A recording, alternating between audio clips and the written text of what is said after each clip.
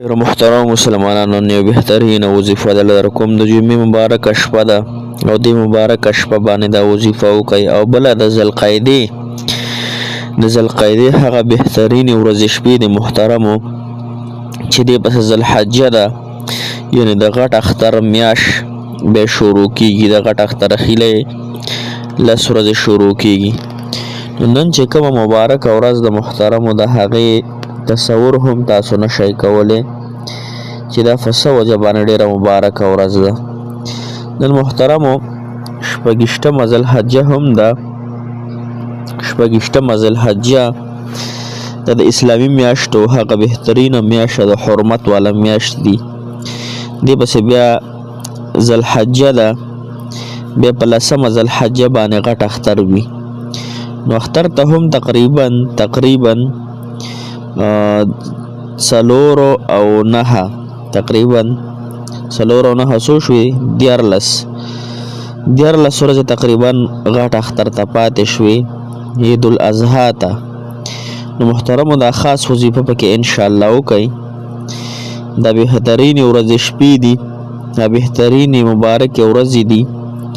د قبولیت ګړۍ دي د قربانو هم هغه مهم روان دی محترمو دا مسلمانانو ته تاسو درخواست انشاءالله چې دا شپږیشتمې ذوالقعدې خاص وظیفه هم ده علماو ذکر کړې ده خاص الخاص حاجت دپاره د هر مشکل دپاره د هر حاجت دپاره دا وظیفه د جمعې مبارکه شپه هم ده او د ذوالقعدې مبارکه شپه هم ده او د جمعې شپه ده نو دا انشاءالله خامخا وکئ اسانه وظیفه ده انشاءالله دوه شپې وکئ نن یې وکئ سبا یې وکئ انشاءالله چې الله تعالی به مو ورسره هر حاجت هر مشکل هر مقصد پوره کړي ځکه چې زما یقین په الله تعالی په ذات دی چې الله تعالی حاجت روا ذات دی الله تعالی مشکل کشا دی الله تعالی چې ډېر د طاقت طاقتور ذات دی د الله تعالی طاقتور څوک شته دی نه په ذات کې نه په صفاتو کې نه په خزانو کې نه په قوت کې او نه په قدرت کې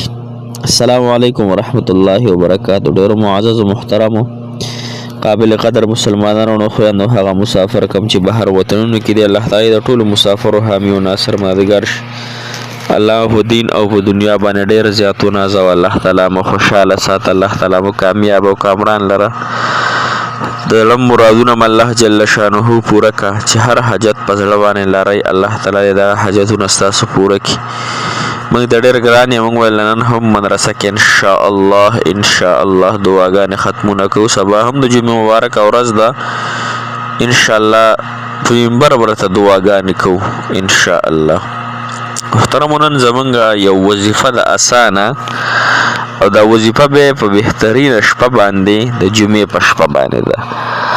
او دغه مبارکه میاشت چې د ذوالقعدې میاشت ده شپږیشتم تاریخ ته د اسلامي میاشتې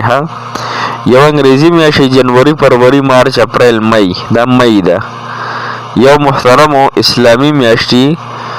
چې هغې ته وایي محرم سفر ربیع الاول ربیع الثانی جمادی الاولی جمادی الثانی رجب شعبان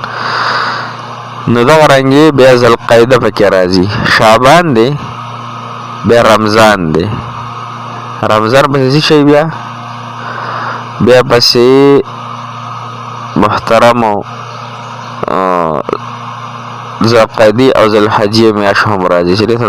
غټ اختر میاشت دی وایي نو په دې باندې دا بهترینه وظیفه تاسو وکئ وظیفه د ایاک نعبد و ایاک نستعین علماو ذکر کړی ده ایاک نعبد یا الله موږ ستا خاص عبادت کوو و ایاک نستعین او خاص تا نه مدد غواړو ګوره دې کې د الله تعالی مدد شامل حال دی موږ د چا نه مدد غواړو د الله تعالی نه د بل چا نه چې ما تاسو مدد نه غواړو چې غواړو د الله تعالی نه به انشاءالله غواړو الله تعالی به انسان ته ورکړه کوي خو د اخلاص پورې ډیپینډ ده کم حاجت ته الله تعالی نه غواړو نو چې د حاجت کې ریا نه د حاجت کې دکلاوه نه دا حاجت ډېر په انکسارۍ په جړه فریاد سره وي ورسره د ګناهونو هټ کر. ګناه سره په انسان مصیبتونه راځي، تکالیف راځي، حاجتونه نه پوره کیږي. په نیکو باندې همیشوالی کوئ، په صدقو باندې همیشوالی کوئ که غواړئ چې حاجت هم پوره شي. نو د ایاک نعبد و ایاک نستعین وظیفه دا رنګه ده محترمو چې د جمعې په شپه باندې بهترین اوقات د ماسوتن د مونځ نه پس 1100 مرتبه پیګاله شپې ووایه، 1100 مرتبه بلې شپې ووایه، مخکې وروسته د برکت دپاره درود شریف ووایه. بیا الله تعالی نه وغواړه الله ایاک نعبد و ایاک نستعین، خاص تا نه مدد غواړم الله، نو ته زما مدد وکړي. الله چې مخلوق ته ورځم تندی ترې وکړي، سترګې واړوي، مخ رانه واړوي، اشاره وګرځئ. الله ته خو غني ذات دی، الله ته خو حاجت روا او مشکل کشا ذات دی. الله ستا نه څوک تپوس کولو والا شته. الله زما د حاجت ته پوره کړي، الله زما د مشکل ته آسان کړي، الله زما د مقصد ته پوره کړي. انشاءالله د الله تعالی په امید او فضل او احسان سره چې پر 2 ورځو کې انشاءالله چې د الله تعالی خوښه شي، الله تعالی به دې په 2 شپو کې حاجت پوره کړي. محترم اسانه هم د مجربه هم ده، مخامخ یې وکړئ. موږ ته هم ډېرې دعاګانې کوي، موږ تاسو ته ډېرې دعاګانې کوي. جزاک الله خیره، احسن الجزاء فی الدنیا والآخرة. السلام علیکم ورحمة الله وبرکاته.